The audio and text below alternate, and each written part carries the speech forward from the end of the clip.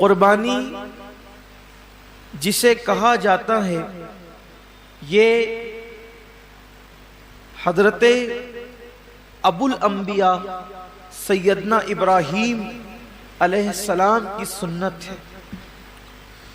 ویسے تو جب سے اللہ تعالیٰ نے حضرت انسان کو پیدا کیا ہے اسی دن سے قربانی کا سلسلہ ہے، اور یہ جو قربانی ہے گویا کہ یہ بندوں کا امتحان ہے، اللہ کی طرف سے بندوں کا امتحان ہے کہ بندہ جان، مال اور اولاد میں ان سے زیادہ پیار کرتا ہے یا مجھ سے زیادہ پیار کرتا ہے۔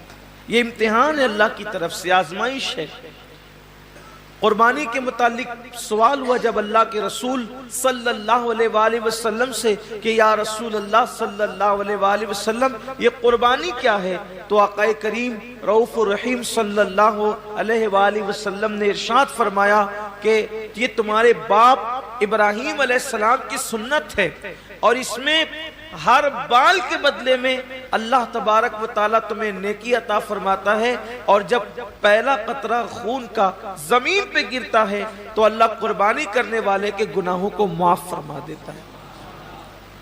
یہ تو آپ سنتے ہیں، بار بار سنتے ہی رہتے ہیں، لیکن جو آیہ کریمہ قربانی کے موقع پہ پڑھی جاتی ہے، جو آیہ کریمہ قربانی کے موقع پڑھی جاتی ہے، اللہ اپنے حبیب سے فرماتے ہیں قل ان صلاتی ونسکی ومحیایا ومماتی للہ رب العالمین۔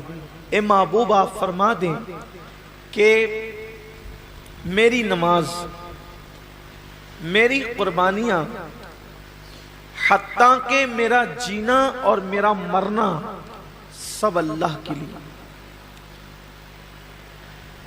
اصل بات یہ آتی ہے اس دور میں کہ قربانی اللہ کے لیے ہونا چاہیے،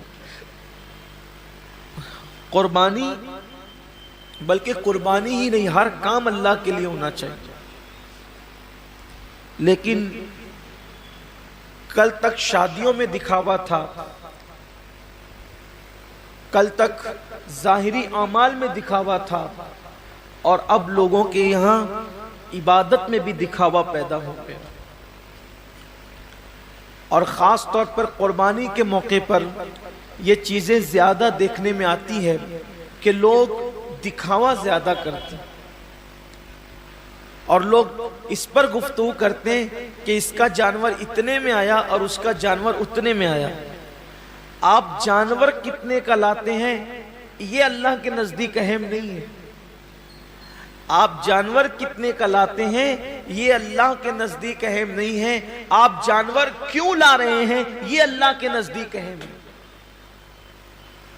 اس لیے کہ حدیث پاک میں آتا ہے کہ قیامت کے دن جب انسان کے اعمال کا دفاتر لے کر فرشتے اللہ کی بارگاہ میں پہنچیں گے تو ان کی نیکیاں بہت ساری ہوگی، اور فرشتے پیش کریں گے اللہ یہ کتنی نیکیاں لے کر کے آیا ہے؟ اللہ فرمائے گا فرشتوں تم نے صرف نیکی لکھی ہے کہ اس نے نیکی کی ہے، تمہاری نظر نیکی پر ہے، میری نظر نیکی کیوں کی ہے اس پر ہے، کیونکہ وہ علیم بذات الصدور ہے، وہ علیم و خبیر ہے۔ اللہ فرماتے ہیں کہ اس نے کیا کیوں ہے اس پر میری نظر ہے۔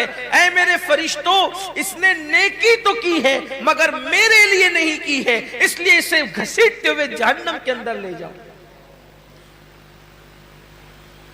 انسان کتنا لگا رہا ہے یہ قیمتی نہیں ہے، کیوں لگا رہا ہے؟ للہ رب العالمین، اللہ کے لیے ہونا چاہیے۔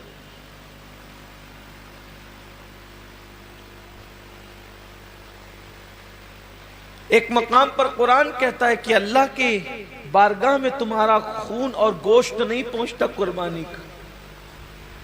سورہ حج میں اللہ کا ارشاد ہے کہ تمہارا گوشت اور خون اللہ تک نہیں پہنچتا، اللہ تک تو تمہاری دلوں کی نیتیں پہنچتی ہیں، تمہارے دلوں کا تقوی پہنچتا ہے۔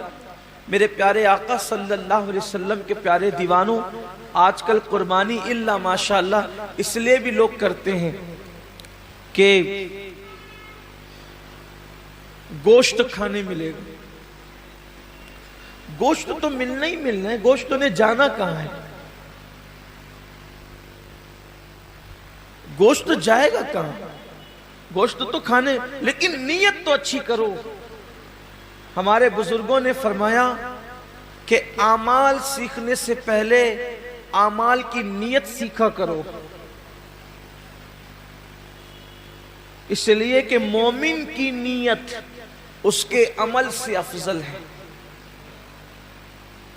نیت المؤمن خیر من عملہ، مومن کی نیت اس کے عمل سے افضل ہے۔ آپ نے کبھی سوچا کہ ایک کافر 20 سال کفر کر رہا ہے، پھر بھی وہ قیامت تک جہنم میں، 20 سال ہی نہیں بلکہ سال بھر بھی کفر کرے تو بھی جہنم میں، 6 مہینہ بھی کافر رہے تو بھی جہنم، اسی حالت پہ مرا تو جہنم میں، ایک دن بھی کفر کیا اور وہ کفر پہ مرا تو جہنم میں کیوں ہے؟ اور مومن ایک دن مومن ہے اور ایمان پہ خاتمہ ہوا تو جنت میں کیوں ہے؟ عمل کی وجہ سے نہیں بلکہ نیت کی وجہ سے۔ کافر کفر پر اس لیے مرا کہ جب تک زندہ رہتا کفر پر رہتا، اس لیے ہمیشہ جہنم میں نیت کی وجہ سے، اور مومن جنت میں اس لیے ہے کہ جب تک دنیا میں رہتا ایمان پر رہتا، ایمان پر رہنے کی نیت اس کو ہمیشہ جنت میں رکھ رہی ہے۔ یہ انسان کی نیت کی اہمیت ہے، یہ انسان کی نیت کی اہمیت ہے کہ رہا تو ایک دن ایمان پر مگر نیت بھی ہمیشہ ایمان پر رہے گا، اس لیے ہمیشہ کی ایمان پر رہنے کی نیت اس کو ہمیشہ جنت میں رکھے گی، اور اس کو ہمیشہ کفر پر رہنے کی نیت اس کو ہمیشہ جہنم کے اندر رکھے گی۔ پتہ چلا کہ نیتوں پر اجر ملتا ہے۔ تو آج مومنوں کو، مسلمانوں کو نیت درست کرنے کی، جانور خریدو تو کتنا گوشت نکلے گا یہ دیکھ کر مت خریدو، بلکہ یہ اللہ کے نزدیک قبول ہوگا یا نہیں قبول ہوگا یہ دیکھ کر کے خریدو۔ آج گوشت ہی سب کچھ ہو گیا، اس لیے قربانی کی جو برکتیں ملنی چاہیے وہ برکتیں نصیب نہیں ہو رہی۔